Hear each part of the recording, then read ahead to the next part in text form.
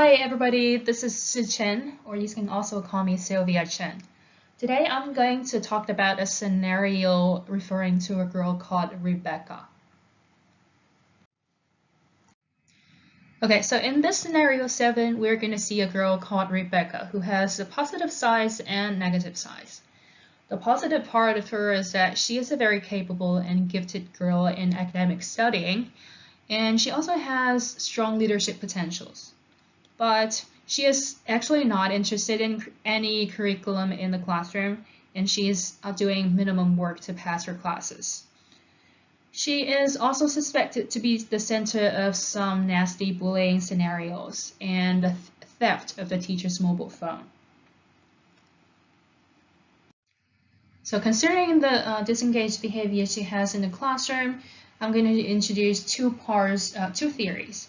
The first part is by William Glasser called Behavior as a Choice.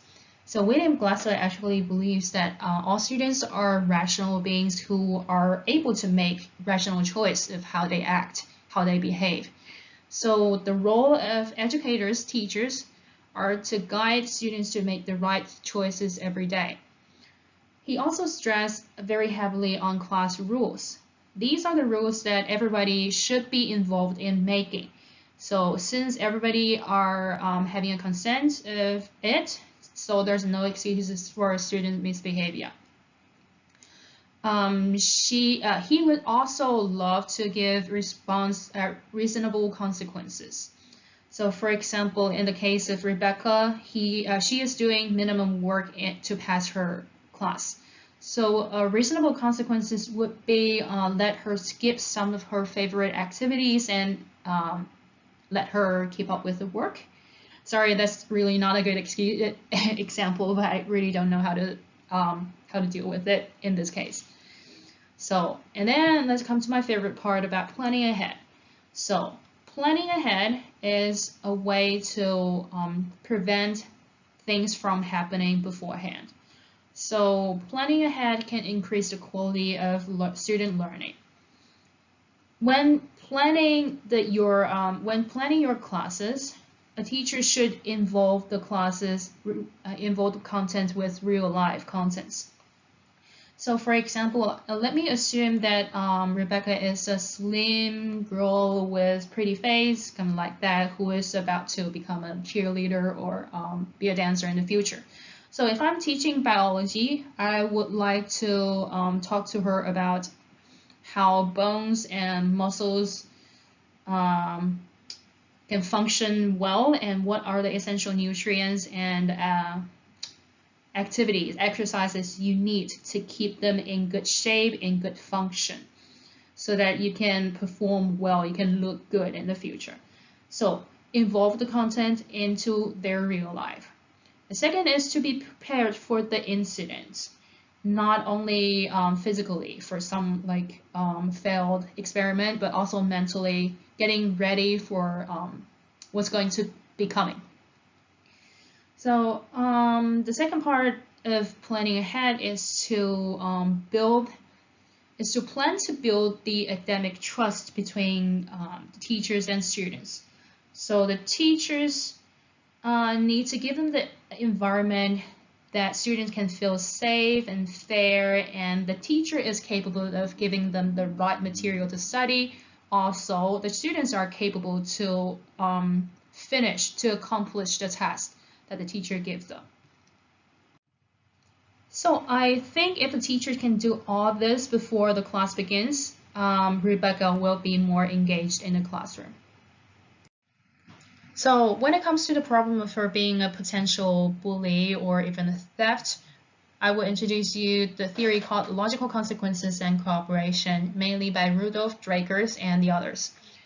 So similar to what Glasser believes, he would also love to give logical consequences. So logical consequences for being a theft or bully probably be apologize to the victim and compensate the loss, maybe do some community service, things like that. The second is one of the most outstanding features of this theory is that identify the goal of misbehavior. So there are altogether 4 mistaken goal of behavior in the classroom. So there are two of them. In this case, I think her problem is the seeking for attention and power. So after identifying this, we can the teachers need to alter the reaction towards the students so that they won't reinforce the misbehavior. And then they will also give encouragement statements to tell them that the teachers have faith in them to do better in the next time, kind of similar to the previous one. But this is a rather mild way of solving those two problems. But if the things go escalated to a very severe thing, for example, it's actually true that she beat up other kids and she steals things from other people, then we need to seek for help from other people. So this is the designing school-wide system for student success, the triangle. So it is called the three-tiered structure.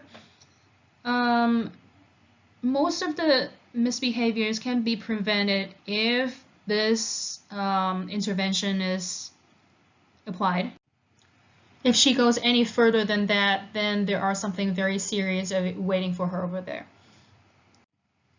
Parents and carers may be involved in this as well. So as a teacher, before she moves to that far, I would love to introduce her the consequence that she might have if she actually do something irrational. And maybe do some research, do some investigation of why things is like that, and maybe visit her families and get some background knowledge. Then I think I need to write referrals or report to all the related teachers and my supervisors to keep the record of it.